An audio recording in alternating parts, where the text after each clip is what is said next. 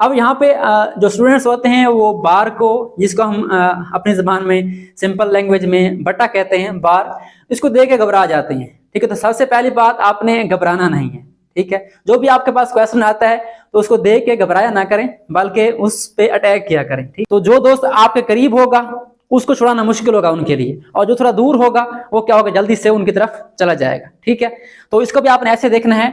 बिस्मिल्लाहिर्रहमानिर्रहीम, अस्सलाम वालेकुम, welcome students, welcome to my YouTube channel. Students, आज हम class 9th mathematics Punjab text book board की न्यू बुक, उसका चैप्टर नंबर 2 लॉगरिथम्स और उसके एक्सरसाइज नंबर 2.4 का क्वेश्चन नंबर 4 सॉल्व करने जा रहे हैं। तो चलें स्टार्ट करते हैं। First of all question number 4 की स्टेटमेंट रीड करते हैं। हमारे पास क्वेश्चन नंबर 4 में क्या गिवन है, find the value of x in the following equations. यहाँ पे हमारे पास कुछ इक्वेशंस गिवन होंगी, वहां से हमने क्या करना है, जो हमारे पास वेरिएबल x है, ये अननोन है, नामालूम है, इसकी हमने वैल्यू निकालनी है, इसकी कीमत फाइंड करनी है।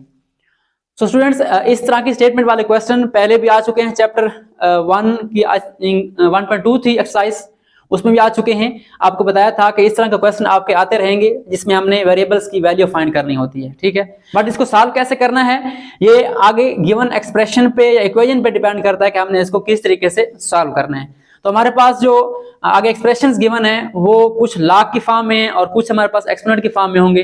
तो जिस फॉर्म में गिवन होगा हमने उसको उस तरीके से सॉल्व करना है। तो हमारे पास जो फर्स्ट पार्ट है इसका क्या लिखा हुआ है, log of 2 plus log of x is equal to 1।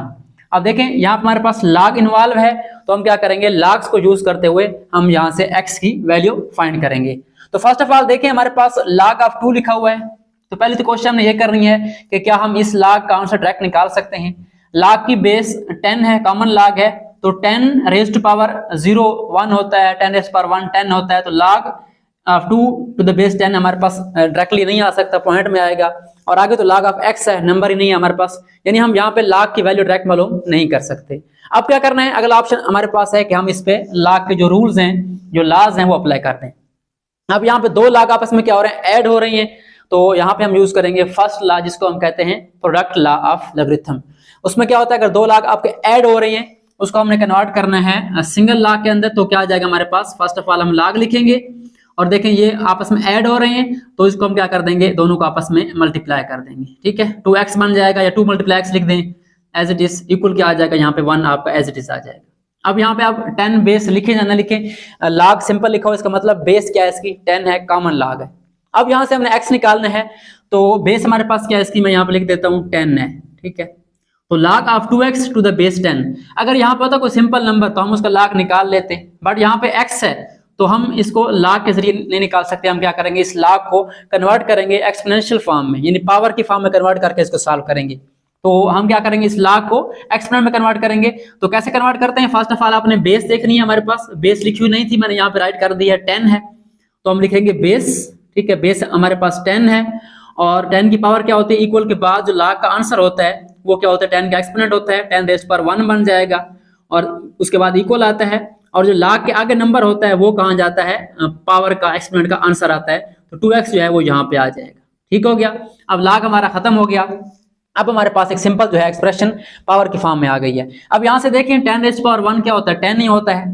ठीक है, और 2 यहाँ पे क्या हो रहा है, मल्टीप्लाई हो रहा है, तो इसको हम लिखते हैं 10 is equal to 2 multiply by x। ठीक है, 2 क्या हो रहा है, x से मल्टीप्लाई हो रहा है। तो इसके बाद क्या करना है, हमने यहाँ से x निकालना है। तो x के साथ क्या हो रहा है, 2 मल्टीप्लाई हो रहा है, हमने इस 2 को इस तरफ शिफ्ट करना है। ठीक है, ट्रांसफॉर्म करना है, तो इसको हम कहते हैं ट्रांसफॉर्म मेथड। जब इस 2 को आप इस तरफ शिफ्ट करेंगे तो ये मल्टीप्लाई हो रहा है, तो क्या हो जाएगा, इधर आके डिवाइड हो जाएगा। तो हम सिंपली क्या करेंगे, 10 को डिवाइड कर देंगे 2 पे, जो नंबर वहां पर मल्टीप्लाई हो रहा था यहाँ पे क्या हो गया, डिवाइड हो गया, और x हमारा एज इट इज आ गया। ठीक है, अब 10 को 2 पे डिवाइड करें, आंसर क्या आता है, 5 आता है। 5 इज इक्वल टू x, या आप x को लेफ्ट साइड पे लिख दें और 5 को उस तरफ लिख दें, एक ही बात है। हमारा जो आंसर है वो क्या आ गया, x is equal to 5। So ये हमारे पास जो है इसी फर्स्ट पार्ट का आंसर है, x is equal to 5। I hope so आपको इसका कंसेप्ट समझ आ गया होगा कैसे हमने सॉल्व करना है। सिंपली हमने log को कंबाइन करके उन पे log के लॉज यूज करके फिर उनको पावर में कन्वर्ट करके हमने क्या निकालना है, वेरिएबल x निकालना है। तो 5 आंसर आ गया इसका फर्स्ट का। तो अब हम चलते हैं इसके सेकंड पार्ट की तरफ। सो स्टार्ट करते हैं क्वेश्चन नंबर 4 का पार्ट नंबर 2। हमारे पास पार्ट नंबर 2 में इक्वेशन कौन सी है, log of x to the base 2 plus log of 8 to the base 2 is equal to 5। ठीक हो गया। अब यहाँ पे हमारे पास जो है 2 लॉग्स गिवन है। अब इसको आप 2 तरीकों से कर सकते हैं। अब देखें यहाँ पे log ऑफ x है टू द बेस 2 है, यानी 2 की हम कौन सी पावर लें हमारे पास आंसर x आ जाए। तो यहाँ पे हमारे पास x अननोन है, ये तो नहीं आ सकता। यहाँ पे अगर आप देखें log of 8 to the base 2 ये निकल सकता है हमारे पास डायरेक्ट, ठीक है। तो 2 की हम कौन सी पावर लेंगे, हमारे पास 8 आ जाए, 2 की पावर 3 8 होता है, तो यहाँ से आंसर क्या आ जाएगा 3 आ जाएगा। तो इस तरीके से भी कर सकते हैं आप इसको, या आप क्या करें इस पे log के जो है लाज यूज कर दें, लॉगरिथम के लाज यूज कर दें, उस तरीके से भी कर सकते हैं। तो मैं इसको लाज ऑफ लॉगरिथम के जरिए कर रहा हूं। कैसे करेंगे आप देखें, log of x to the base 2 है plus log of a to the base 2 है, दोनों log जो है सेम बेस के साथ हैं और ऐड हो रहे हैं, तो क्या कर देंगे हम दोनों एक्सप्रेशंस को आपस में मल्टीप्लाई कर देंगे, log सिंगल कर देंगे और हमारे पास जो अंदर टर्म्स हैं ये वाली ये आपस में क्या हो जाएंगे मल्टीप्लाई, x मल्टीप्लाई बाय क्या हो जाएगा 8 हो जाएगा, ठीक है। और बेस कौन सी हमारे पास 2 है, तो इज इक्वल के बाद क्या आ जाएगा हमारे पास 5 जो है वो एज इट इज आ जाएगा। ओके हो गया, x मल्टीप्लाई बाय 8 यानी 8x बन जाएगा। इसको मैं दोबारा क्लियर करके लिख देता हूँ, log ऑफ 8x, ठीक है, log ऑफ 8x है और बेस क्या हमारे 2 है, उसके बाद यहाँ पे इक्वल आ जाएगा और यहाँ पे क्या हमारे पास 5 है।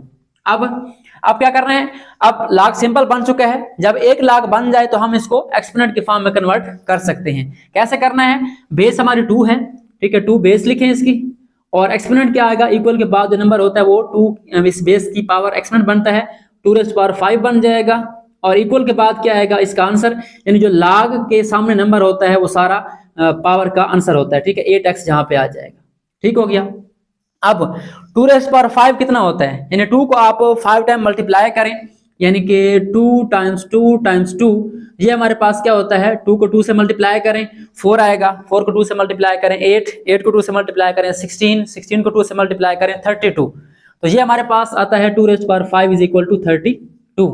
अब यहाँ पे क्या करेंगे, हम इसका आंसर लिख देंगे 32, या आप डायरेक्ट इसको कैलकुलेटर पे लिख सकते हैं। कैलकुलेटर पे लिखने का कौन सा तरीका है, अगर आपके पास साइंटिफिक कैलकुलेटर है तो वहां पे हमारे पास आपने लिखना है सबसे पहले बेस 2, ठीक है, उसके बाद आपके पास एक बटन होगा जिसको हम उल्टा वी कह सकते हैं, इस तरीके से वी को अगर आप उल्टा लिख दें तो ये पावर के लिए होता है, ठीक है। 2 दबा के उसके बाद आपने क्या ये पावर का बटन दबाना है उल्टा वी, ठीक है। तो उसके बाद हमारे पास जो एक्सपोनेंट है वो कौन सा है 5 है, उसके बाद 5 दबाएंगे, हमारे पास इसका आंसर आ जाएगा with the help of calculator 32 आ जाएगा, या डायरेक्टली आप मल्टीप्लाई भी कर सकते हैं। अब यहाँ पे ये 32 आ गया, इधर क्या बच गया हमारे पास 8 क्या हो रहा है मल्टीप्लाई हो रहा है x के साथ। तो अब हमने x निकालना है, यहाँ से x के साथ क्या हो रहा है 8 मल्टीप्लाई हो रहा है, इस 8 को हमने इस तरफ लेके आना है, तो ये मल्टीप्लाई हो रहा है, इधर क्या हो जाएगा डिवाइड हो जाएगा, बिल्कुल लास्ट क्वेश्चन की तरह जो पिछला हमने फर्स्ट पार्ट किया था। 32 को हमने क्या करना है डिवाइड कर देना है 8 से, या इसका एक और मेथड भी होता है, जिस नंबर को आपने खत्म करना है उसको दोनों साइड पे उसका इनवर्स प्रोसेस करते हैं, यानी 8 से आपने मल्टीप्लाई हो रहा है तो आपने इसको डिवाइड करना है 8 पे, इधर भी और इधर भी, इधर कैंसिल हो जाएगा 8 और यहाँ पे डिवाइड हो जाएगा।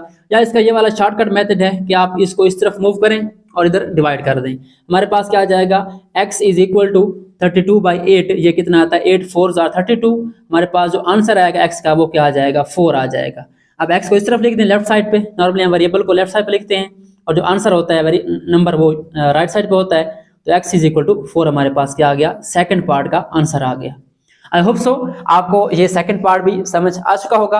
अब कुछ टीचर्स जो है वो वाला मेथड अप्लाई कर सकते हैं, यानी यहाँ पे log of 8 to the base 2 3 बना सकते हैं और 3 को उस तरफ लेके जाके माइनस कर सकते हैं, 2 बन जाएगा, उस तरीके से भी हो सकता है, ये तरीका भी अप्लाई हो सकता है। मकसद ये है कि हमने इस क्वेश्चन को सॉल्व करना है, तो मेथड में थोड़ी बहुत चेंजिंग हो सकती है।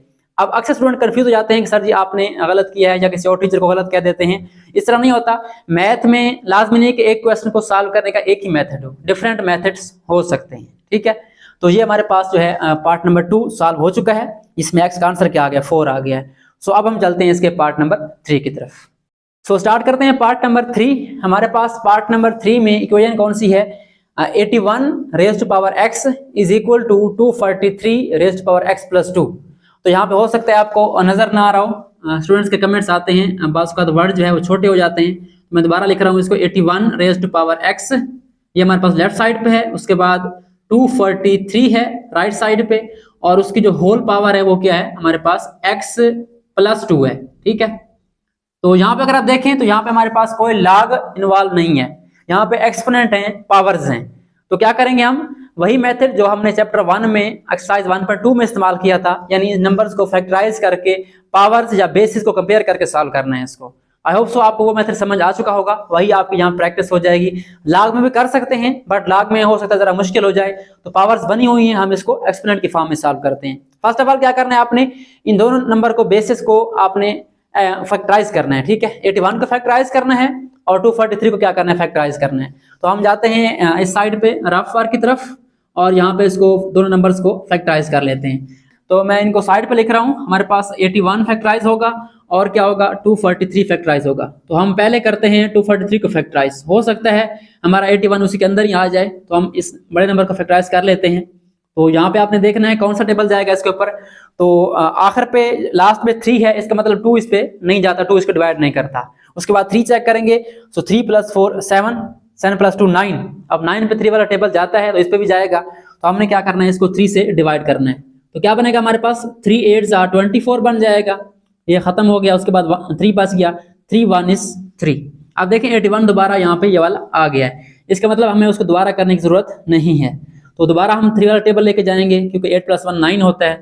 तो 3 वाला टेबल 8 पे 2 टाइम्स जाता है 6, 3 टाइम बढ़ जाता है, तो 3 2 are 6 बन जाएगा और यहाँ से बचेगा 2, ठीक है। 8 से 6 निकालें 2 बचता है, तो ये बन जाएगा 21। अब इसको आप क्या करेंगे, 3 7 are क्या बन जाएगा 21। उसके बाद आप जानते हैं कि 3 9s क्या होता है 27, और इसको आप सॉल्व करते जाएं। 3 3s are 9, 3 1 is 3। अब यहाँ पे अगर आप गौर करें तो 243 जो है वो किससे बन रहा है, 3 को कितने टाइम 1 2 3 4 5 टाइम मल्टीप्लाई करने से बन रहा है। इसका मतलब क्या हुआ कि अगर हम जो है 243 को एक्सपोनेंट में कन्वर्ट करें तो क्या आएगा हमारे पास 3⁵ आएगा, ठीक है। और 81 पे गौर करें, 81 के बाद कितने नंबर है, आप इसको ऊपर वाले को छोड़ दें, मैं यहाँ पे सर्कल लगा रहा हूँ। अगर आप इसको देखें इस चीज को, तो हमारे पास जो 81 है वो कितने दफा मल्टीप्लाई करने से आता है, 3 को 1 2 3 and 4। तो हमारा जो 81 है यहाँ पे वो कैसे आता है, 81 को आप लिख सकते हैं 3⁴, यानी एक ही तीर से हमने 2 शिकार कर लिए हैं, ठीक है। तो अब आपने क्या करना है, इन दोनों को यूज करना है यहाँ पे इक्वेशन के अंदर। तो 81 किसके बराबर है, 3⁴। यहाँ पे आ जाएगा 3⁴, और हमारे पास ऊपर पावर कौन सी पड़ी है, x पड़ी है, तो x को हम ब्रैकेट के ऊपर लिखेंगे फिलहाल, ठीक है। और उसके बाद 243 किसके बराबर है, 3⁵, तो यहाँ पे हम लिखेंगे 3⁵, और ऊपर हमारे पास पावर कौन सी पड़ी है, x + 2 है, ठीक हो गया। तो अब क्या करना है आपने, power of power, laws of exponent, ठीक है। तो यहाँ पे अपने 4 को x से मल्टीप्लाई कर देना है, बेस हमारी 3 रहेगी और 4 जो है मल्टीप्लाई होगा x से, तो क्या बन जाएगा 4x हो जाएगा। और राइट साइड पे क्या होगा, 3 बेस वैसे रहेगी और 5 क्या होगा, मल्टीप्लाई होगा x + 2 के साथ। डायरेक्ट भी कर सकते हैं बट मैं यहाँ ब्रैकेट लगा रहा हूँ, इसको नेक्स्ट स्टेप में मल्टीप्लाई करूंगा क्योंकि बच्चे यहाँ पे डायरेक्टली जो है वो 5 को दोनों नंबर से मल्टीप्लाई करना भूल जाते हैं। तो ये हमारे पास 3 के आ गया, 4x आ गया, इसको आप वैसे ही लिख देंगे। और इक्वल के बाद देखें तो बेस हमारी 3 है और 5 क्या होगा, दोनों से मल्टीप्लाई होगा। अब बच्चे क्या करते हैं, डायरेक्टली 5 को x से तो कर देते हैं लेकिन 2 से मल्टीप्लाई नहीं करते, तो आपने 5 को दोनों से करना है। अगर आप ट्रैक करना चाहते हैं ट्रैक कर सकते हैं, क्या बनेगा, 5 को मल्टीप्लाई कर x से 5x बन जाएगा और प्लस आएगा, उसके बाद 5 को मल्टीप्लाई करें 2 से क्या बन जाएगा, 10 बन जाएगा। तो यहाँ पे अगर आप देखें तो हमारे पास दोनों जो एक्सपोनेंट है, पावर्स हैं, वो सिंपलीफाई हो चुकी हैं। अब दोनों की बेस क्या है, सेम है, बेस इसकी भी 3 है और बेस इसकी भी 3 और दरमियान में क्या इक्वल है। इसका मतलब अगर इनकी बेसिस इक्वल हैं, दरमियान में इक्वल लिखा हुआ है, तो पावर्स भी क्या होंगी, आपस में इक्वल होंगी। तो इसको हमने देखा था कि हमने अगर बेस बराबर हो तो पावर्स एक्सपोनेंट कंपेयर करने होते हैं, अगर एक्सपोनेंट बराबर हो तो बेस को कंपेयर करना होता है। तो यहाँ पे हम लिखेंगे by comparing basis and exponent, ठीक है। अब स्टूडेंट्स इसको कुछ नहीं लिखते, लिख लें तो अच्छी बात है क्योंकि यहाँ पे क्लियर हो जाता है कि हमने रूल कौन सा यूज किया है, by comparing basis and exponents, ठीक है। बेस और एक्सपोनेंट को कंपेयर करने से हमारे पास जो रिजल्ट आता है वो क्या आता है, 4x = 5x + 10, क्योंकि 3 3 के इक्वल है, इसको लिखने का फायदा नहीं है। हमने x निकालना है तो x किसके अंदर, एक्सपोनेंट के अंदर है, सो 4x = 5x + 10 आ जाएगा। ओके हो गया। अब यहां से x निकालना इजी है, आप 4x को उस तरफ ले जाएं या 5x को इस तरफ लें, आपकी मर्जी है। तो 5x यहाँ पे बड़ा है, 4x यहाँ पे छोटा है, इसको उधर ले जाते हैं और 10 को इस तरफ ले आते हैं। तो ये आपकी मर्जी होती है, कोशिश क्या करें कि जिस तरफ वेरिएबल का बड़ा नंबर हो उस तरफ लेके जाया करें। तो 5x बड़ा है, हम 4x को उस तरफ ले जाते हैं, तो 10 जो है वो इस तरफ आ जाएगा। अब 10 पॉजिटिव है, इधर क्या हो जाएगा, माइनस हो जाएगा, नेगेटिव हो जाएगा। और 5x पॉजिटिव का पड़ा रहेगा वैसे, और 4x देखिए यहाँ पे इसके पीछे साइन नहीं है, इसका मतलब पॉजिटिव साइन है, जब इसको हम उस तरफ शिफ्ट करेंगे तो ये क्या हो जाएगा, माइनस का 4x हो जाएगा। तो हमारे पास रिजल्ट क्या आएगा, -10 इज इक्वल टू 5x में से 4x निकाल लें। तो x यहाँ पे वेरिएबल है, x को आप समझ लें कोई चीज है, ठीक है। फॉर एग्जाम्पल मैं कहता हूँ एप्पल, सो 5 एप्पल्स में से आपने 4 एप्पल निकालने हैं, कितने एप्पल बचेंगे, 1 एप्पल।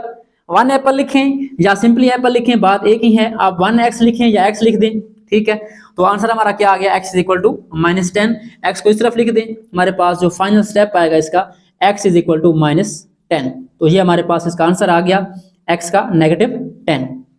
सो आई होप सो आपको ये वाला क्वेश्चन भी समझ आ गया होगा। थोड़ा सा दिखने में जो है वो कॉम्प्लेक्स है, बट जब आप इसको फैक्टराइज कर लेंगे तो ये बड़ा सिंपल हो जाएगा, बिल्कुल एक्सरसाइज 1.2 की तरह। सो ये हमारे पास थर्ड पार्ट भी सॉल्व हो चुका है। आई होप सो आपको इसकी समझ आ गई होगी। सो अब हम चलते हैं इसके फोर्थ पार्ट की तरफ। सो स्टार्ट करते हैं क्वेश्चन नंबर 4 का पार्ट नंबर 4। हमारे पास इक्वेशन क्या गिवन है, यहाँ पे गिवन है 1/27 whole power raise to x - 6 is equal 27। अब यहाँ पे जो स्टूडेंट्स होते हैं वो बार को, जिसको हम अपनी जबान में सिंपल लैंग्वेज में बट्टा कहते हैं, बार, इसको देख के घबरा जाते हैं, ठीक है। तो सबसे पहली बात, आपने घबराना नहीं है, ठीक है। जो भी आपके पास क्वेश्चन आता है तो उसको देख के घबराया ना करें, बल्कि उस पे अटैक किया करें, ठीक है। तो स्टार्ट करते हैं। हमारे पास अगर आप देखें यहाँ पे दोनों तरफ जो है 27 आया हुआ है, ठीक है, और यहाँ पे कोई लॉग इन्वॉल्व नहीं है। तो हम देखें यहाँ पे गौर करें तो x - 6 क्या है, एक्सपोनेंट पावर है। तो यहाँ से आपने गैस करना है कि हमने दोबारा इसको क्या करना है, एक्सपोनेंट में कन्वर्ट करना है, पावर्स में कन्वर्ट करना है। यानी हमने क्या करना है, यहाँ पे 27 को फैक्टराइज करना है, ठीक है। फैक्टराइज करें मतलब इसके फैक्टर्स निकालें। तो 27 को 2 डिवाइड नहीं करता, 3 डिवाइड करता है। तो 3 9s are 27, ये पहले भी आई थिंक कर चुके हैं हम। 3 3s are 9 और 3 1 is 3। तो हम लिख सकते हैं 27 is equal to 3 raised power 3।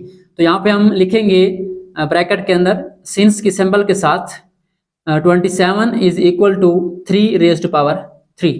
अब दोनों में आपने ये यूज कर लेना है, ठीक है। इस तरफ भी हमारे पास 1/27 है, तो ब्रैकेट आप वैसे लिखेंगे, उसके ऊपर जो एक्सपोनेंट है x - 6 ये वैसे आएगा, इसमें आपने बिल्कुल चेंज नहीं करनी। 1 भी वैसे आएगा और नीचे 27 की जगह क्या आ जाएगा, ये वाला नंबर आ जाएगा। अब मैं अक्सर स्टूडेंट्स को कहता हूं कि मैथ में तकरीबन जो है आपने चीटिंग करनी होती है। चीटिंग कैसे करनी होती है कि आपने स्टेप बाय स्टेप चलना होता है और जो चीज सिंपल है उसको वैसे देख के लिखना होता है, ठीक है। यानी हमने 1 को वैसे लिखा, इस एक्सपोनेंट को वैसे लिखा, चेंज क्या करना है, सिर्फ बार के नीचे 27 है उसकी जगह आपने क्या लिख देना है, 3 रेज़्ड पावर 3 लिख देना है, ठीक है। तो हो गई ना चीटिंग। तो आगे देखें हमारे पास इक्वल के बाद क्या है, 27 है, अगेन क्या करना है, हमने 3 रेज़्ड पावर 3 लिख देना है। अब यहाँ पे तो हमारे पास जो बेस है वो सिंपल है, लेकिन यहाँ पे बेस जो है वो बार के नीचे है। हम क्या करेंगे, इस नीचे वाले एक्सपोनेंट को, बेस को ऊपर लेके जाएंगे, ठीक है।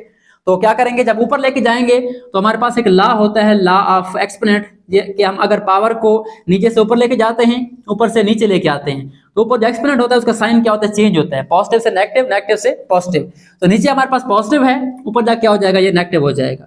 जब आप इसका रेसिप्रोकल लेंगे, इसको ऊपर लेके जाएंगे तो बेस वही रहेगी हमारे पास, तो एक्सपोनेंट की अलामत है वो क्या हो जाएगी, -3 हो जाएगा, ठीक है। ऊपर हमारे पास क्या है, x - 6, वो हमारे पास वैसे आएगा, और इक्वल के बाद हमारे पास 3 रेज़्ड पावर 3 भी वैसे आ जाएगा, ठीक है। अब बेस हमारे बराबर होती जा रही है, देखें जरा, इसकी बेस 3 है, इसकी बेस भी 3 है, बट हमने क्या करना है, यहाँ पे पावर के ऊपर पावर है, यहाँ पे हमने यूज करना है पावर ऑफ पावर लॉ। तो इन दोनों का आपस में क्या कर देना है, मल्टीप्लाई कर देना है। बेस हमारे पास 3 है और एक्सपोनेंट दोनों मल्टीप्लाई कर दें। -3 को आपने मल्टीप्लाई करना है किसके साथ, x - 6 के साथ, ठीक है। इक्वल हमारे पास क्या आ जाएगा, 3 रेज़्ड पावर 3। अब यहाँ पे अक्सर स्टूडेंट ये मिस्टेक करते हैं कि वो एक्सपोनेंट को बड़ा करके लिखते हैं और वो बिल्कुल बेस के बराबर हो जाता है, ठीक है। मैं आपको मिसाल देता हूँ। अब कुछ बच्चे क्या करेंगे, यहाँ पे ऐसे लिखेंगे 3 रेज़्ड पावर, यहाँ पे लिख देंगे -3 मल्टीप्लाई बाय x - 6, इस तरह बड़ा करते जाएंगे। तो ये आपका मैथ लिखने का ठीक नहीं है, क्योंकि एक्सपोनेंट जो होता है वो बिल्कुल, आपको बताया था कि जो इंसान की पावर है वो हेड में होती है, तो जो पावर होती है वो नंबर के हेड पे होती है, ठीक है। यानी छोटी सी आपने लिखनी है, इसकी निस्बत आपने बहुत छोटा कर देना है इसको, और ऊपर लिखना है आपने, ताकि ये क्लियर हो कि ये हमारे पास बेस है और ये क्या है, एक्सपोनेंट है। तो इसको हम रेज कर देते हैं, हमारे पास क्या आ जाएगा, सिंपली बेस बराबर हो चुकी है, बट हमने क्या करना है, यहाँ पे इसको मुझे सिंप्लीफाई करना है, मल्टीप्लाई करना है। तो आपने यहाँ पे 3 बेस वैसे लिखनी है, और -3 को मल्टीप्लाई करें x के साथ, क्या आ जाएगा, -3x आ जाएगा। कोई फर्क नहीं है ना, सिर्फ x और -3 को मिला के लिख देंगे। उसके बाद नेगेटिव नेगेटिव क्या होगा, पॉजिटिव हो जाएगा, और 3 को 6 से मल्टीप्लाई करें, क्या बन जाएगा, 18। ये मल्टीप्लाई हो चुका है। अब इक्वल है, इक्वल के बाद हमारे पास बेस 3 है और ऊपर एक्सपोनेंट कितना है 3 है। अब देखें बेस थी 3 आ गई दोनों की और ऊपर एक्सपोनेंट भी सिंपल हो गए।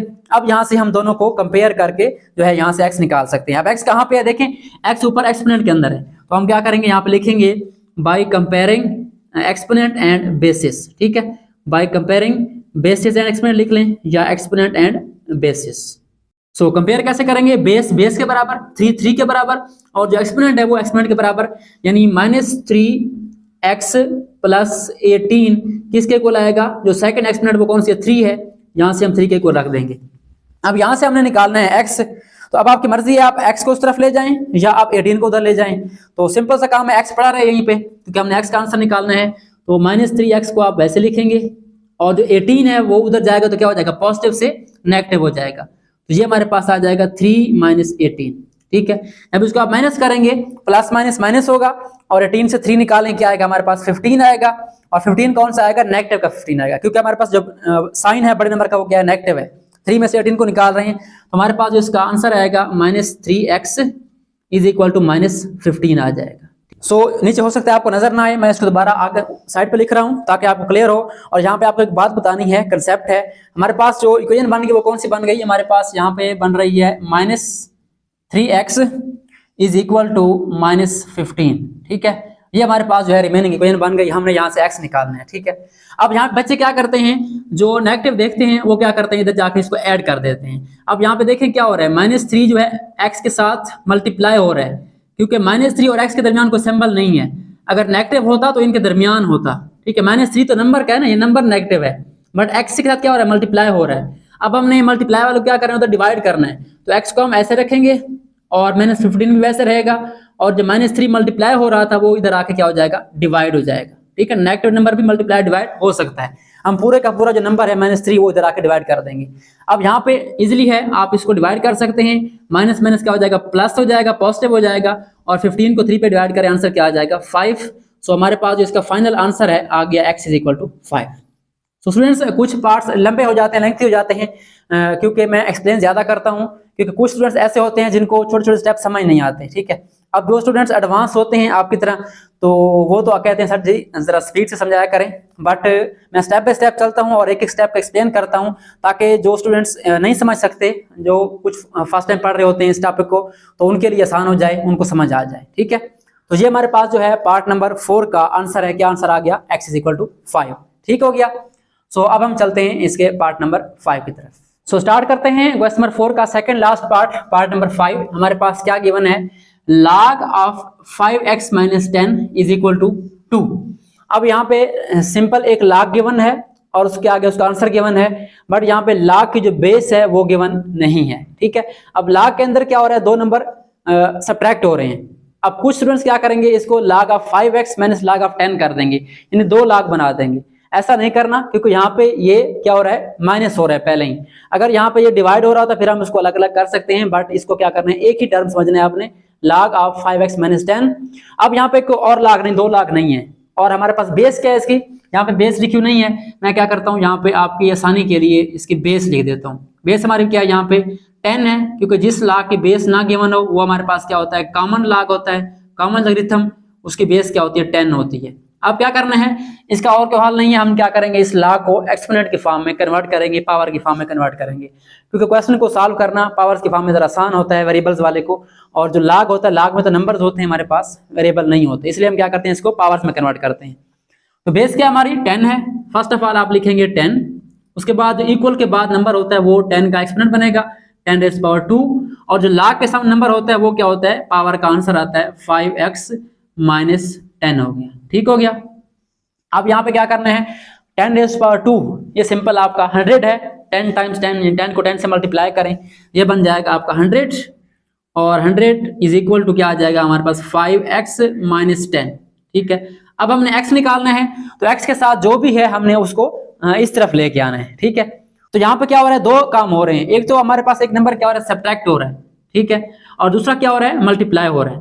तो इसमें से आप कुछ स्टूडेंट्स क्या करेंगे, पहले 5 को इधर मूव करेंगे, तो आपने याद रखना है कि जब भी एक वेरिएबल के साथ एक मल्टीप्लाई हो रहा है, ठीक है, और दूसरा माइनस हो रहा है, तो पहले आपने माइनस वाले को इधर पॉजिटिव करना है। इसकी आपको सिंपल सी मिसाल देता हूं कि आप जो है एक गेम खेल रहे हैं अपने दोस्तों के साथ, आप सेंटर में खड़े हैं और आपके साथ 2-3 दोस्त खड़े हैं और दूसरे जो ग्रुप वाले दोस्त हैं वो आपसे आपके दोस्त को छीन रहे हैं, छुड़ा रहे हैं आपसे, ठीक है। तो जो दोस्त आपके करीब होगा उसको छुड़ाना मुश्किल होगा उनके लिए, और जो थोड़ा दूर होगा वो क्या होगा, जल्दी से उनकी तरफ चला जाएगा, ठीक है। तो इसको भी आपने ऐसे देखना है, 10 जो है वो पहले इस तरफ जाएगा क्योंकि 10 जो है वो माइनस हो रहा है, जरा साइड पे है। 5 जो है वो x के करीब है तो ये पड़ा रहेगा, 10 को आप इस तरफ ले आएंगे तो हमारे पास क्या बन जाएगा 100, और आप 10 को यहाँ पे आके प्लस कर देंगे, ये नेगेटिव से क्या हो जाएगा प्लस, और यहाँ आएगा हमारे पास 5x आ जाएगा, ठीक है, या 5 मल्टीप्लाई बाय x लिख दें। अब ये क्या बन गया 110 बन गया।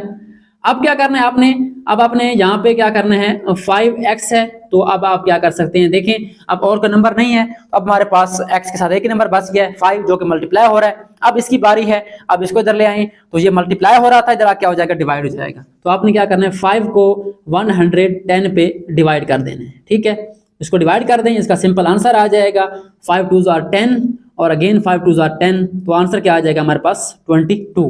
अब ये आप कैलकुलेटर पे कर सकते हैं, ये काम आसान है, x इज इक्वल टू 22, ठीक है। तो ये हमारे पास सेकंड लास्ट पार्ट का आंसर आ चुका है, x is equal to 22। I hope so आपको ये वाला पार्ट भी समझ आ गया होगा। तो अब हम चलते हैं इसके लास्ट पार्ट की तरफ। सो स्टार्ट करते हैं क्वेश्चन नंबर 4 का last part, part number 6, last but not the least. हमारे पास यहाँ पे क्या गिवन है, 2 लॉग्स गिवन है।